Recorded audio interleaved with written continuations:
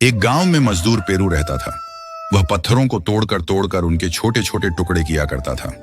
Peru को अब इतना अनुभव हो गया था कि वह कठोर से कठोर पर्वत को भी अपने औजारों की सहायता से काट सकता था। वह बहुत ईमानदार था और कम रुपयों में ही अपना जीवनयापन खुशी से करता था।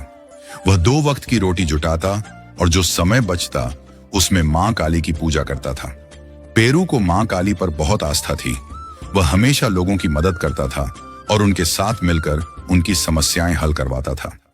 एक दिन कुछ मजदूर आपस में बोले, पेरू, तू तो मां काली का भक्त है। मां काली से वरदान मांगकर इस जीवन से छुटकारा क्यों नहीं पा लेता? दूसरा मजदूर बोला, पेरू, मुझे तो लगता है कि यदि तू मां काली की आराधना कर उनसे कोई भी वर मांगेगा तो वह तेरी इच्छा जरूर पूरी करेंगी। सभी मजदूरों ने उससे ऐसा कहा। उनकी बातें सुनकर पेरू बोला, अरे, तुम लोगों को क्या लगता है कि मेरा जीवन सुखी नहीं है? मैं तो अपने जीवन से बहुत खुश हूं और मुझे तो अपने काम से बहुत प्यार है। तुम बताओ, जिस तरह हम चुटकी बजाते ही हर पत्थर और पहाड़ को काटकर रास्ते की बाधा दूर कर देते हैं, क्या वह सब लोग कर सकते हैं? उसकी बात सुनकर एक मजदूर बोला, तेरा कहना ठीक है, पर दूसरों के घर बनाते बनाते हम अपने लिए घर कहां बना पाते हैं? हम शक्तिशाली लोगों में से नहीं हैं। एक बार तू शक्तिशाली बनकर तो देख।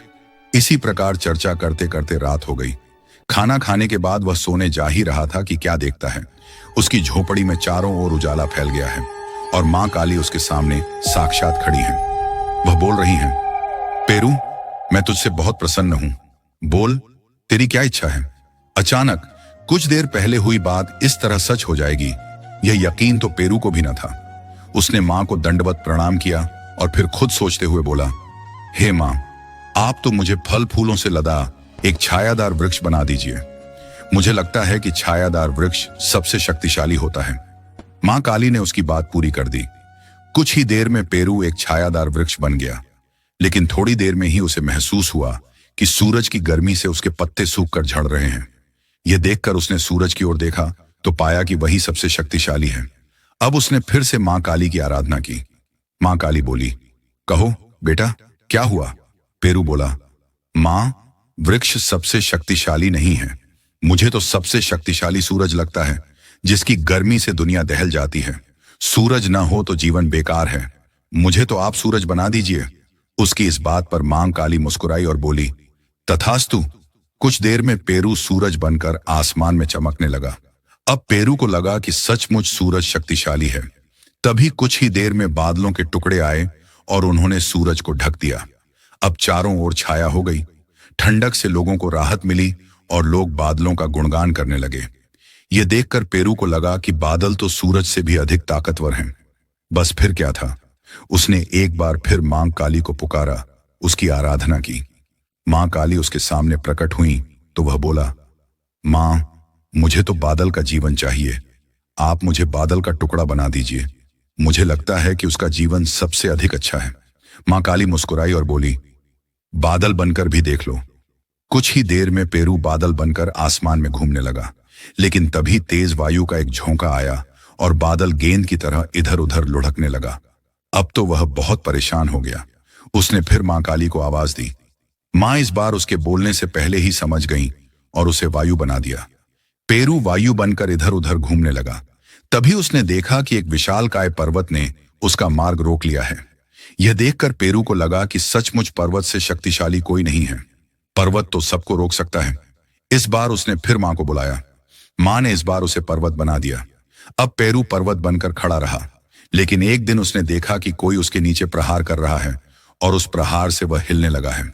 पर्वत ने नजरें नीची करके देखा तो दंग रह गया। उसने पाया कि हूबहू एक पेरू जैसा दिखने वाला व्यक्ति अपने औजारों से उसे काट रहा था। यह देखकर पर्वत बोला, ओह, मैं बेकार ही सबको शक्तिशाली समझकर उनके जैसा बनने का प्रयास कर रहा था। आज मुझे पता चला कि मैं जैसा भी था बहुत अच्छा था। मेरा जीवन और काम दोनों ही बहुत अच्छे थे। मुझे अपने काम और व्यक्तित्व से संतुष्ट रहकर आगे बढ़ते रहना चाहिए था। इस बार उसने दुखी मन से मां काली को बुलाया और बोला, मां, मुझे समझ आ गया है कि मैं जैसा भी था बहुत अच्छा था। मेरा जीवन और काम दोनों बहुत अच्छे से चल रहे थे। आप तो बस मुझे एक बार फिर से पेरू बना दीजिए। अब मैं आपसे कोई शिकायत नहीं करूंगा। यह सुनकर मां काली बोली, बेटा, इस दुनिया में अक्सर कई लोग तुम्हारी जैसी गलती करते हैं। दूर से दूसरों को देखकर उन्हें ऐसा प्रतीत होता है कि उनके जीवन में सब अच्छा है, लेकिन ऐसा नहीं होता। संघर्ष और मेहनत हर किसी के जीवन का पहला पाठ है। जो अपने इस पाठ में सफल हो जाता है, वह दुनिया की हर कठिन से कठिन वस्तु को प्राप्त कर लेता है और चैन से जीवन जीता है। इसके बाद मां काली ने पेरू को फिर से पेरू में बदल दिया। तभी पेरू की आंख खुल गई। आंख खुलते ही उसने खुद को दर्पण में देखा तो पाया कि वह जैसा था वैसा ही है। वह यह सोचकर मुस्कुराया कि एक सपने ने उसके जीवन में बहुत बड़ी सीख दे दी थी।